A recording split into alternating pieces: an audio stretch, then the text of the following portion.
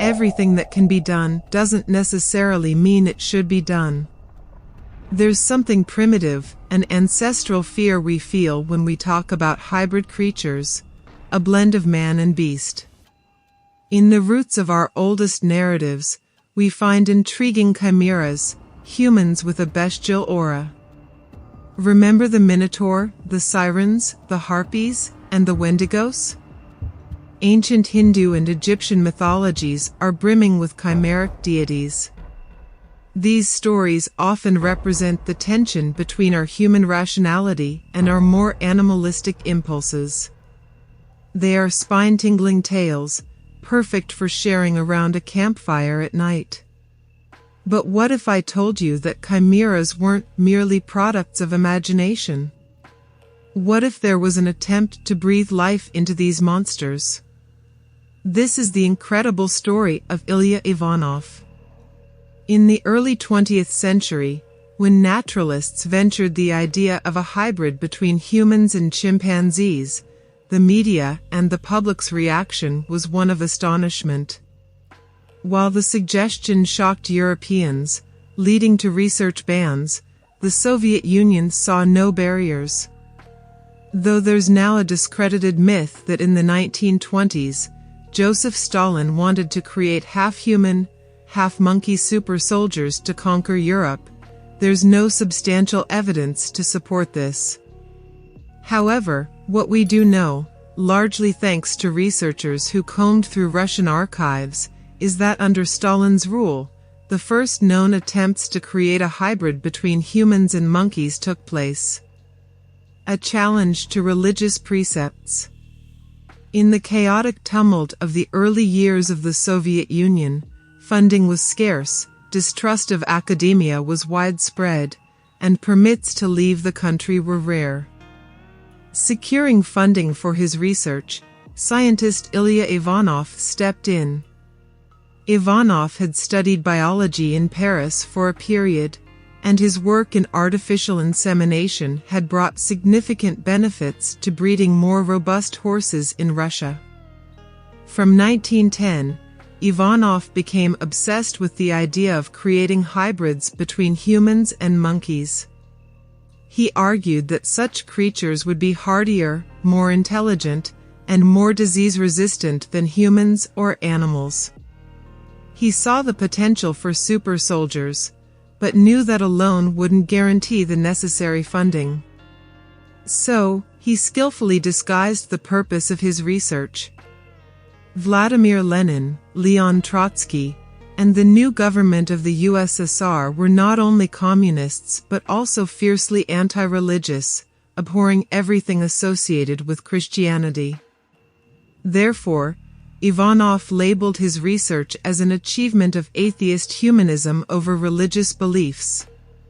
He argued that if humans could create hybrids between humans and animals, they would elevate themselves to the level of gods capable of shaping their own evolution. From this perspective, Eden would seem insignificant compared to the potential of Soviet laboratories. Ivanov pioneered the practice of using artificial insemination to produce various interspecific hybrids. He was one of the first to create and study a zebra-donkey hybrid, bison and domestic cow, antelope and cows, mice and rats, and mice and guinea pigs.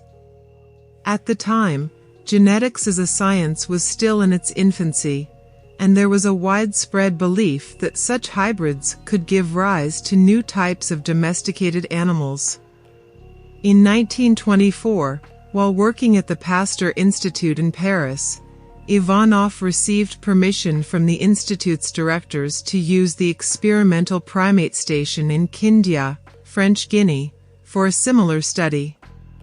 Ivanov tried to get support from the Soviet government for the experiment. He wrote several letters to the People's Commissar for Public Education, A.V. Lunacharsky, and other authorities. In the end, the Director General of the SNK of the USSR became interested in his proposal. In September 1925, Ivanov received financial support for his African experiments. In March 1926, Ivanov arrived at the Kindia station, but he spent only a month there. In the end, the station lacked chimpanzees that had reached puberty. He returned to France and, through correspondence, obtained permission from the colonial governor of Guinea to conduct experiments in the botanical gardens of Conakry. Ivanov arrived in Conakry in November 1926, accompanied by his son, who would assist in his experiments.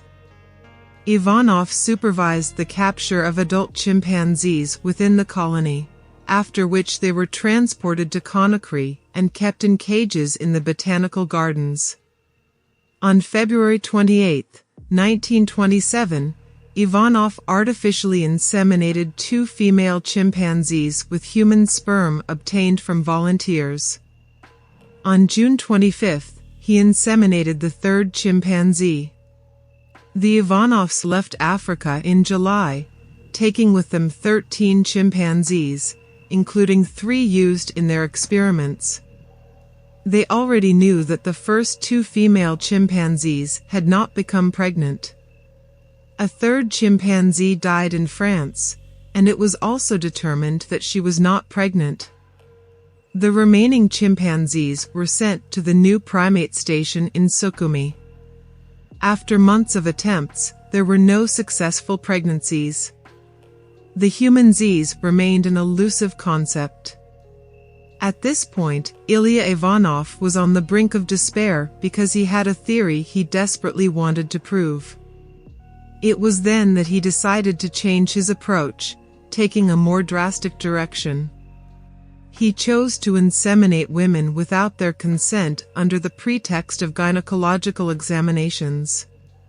Fortunately, French authorities discovered what was happening and promptly sent him back home. Ivanov wrote, "It is necessary not only to increase the number of experiments of artificial insemination of female chimpanzees with human sperm, but also to conduct experiments of reciprocal crossing. The latter are much more difficult and complicated to organize in Africa than in Europe or here. Women willing to undergo the experience are incomparably easier to find in Europe than in Africa. For this type of experiment, it is enough to have 2 to 3 adult males of anthropoid monkeys." Returning to the Soviet Union, Ivanov was undeterred. He organized the shipment of 20 chimpanzees to Russia, although only 4 survived the long journey. However, in Russia, the lack of resources and the inability to pay women to participate made it impossible to continue the monkey insemination. Instead, Ivanov appealed to the community, asking for any woman to volunteer in the name of science. The response was limited, with only 1 volunteer. This brave woman, known only as G, wrote to Ivanov, "Dear Professor, with my personal life in ruins, I feel that I have not much to lose. But when I think that I can contribute to science, I find the strength to reach out to you. I implore you not to refuse. I ask you to accept me for the experiment." Even considering the standards of the time, it's clear that G was emotionally unstable, and there is significant doubt about whether there was genuine informed consent in her participation.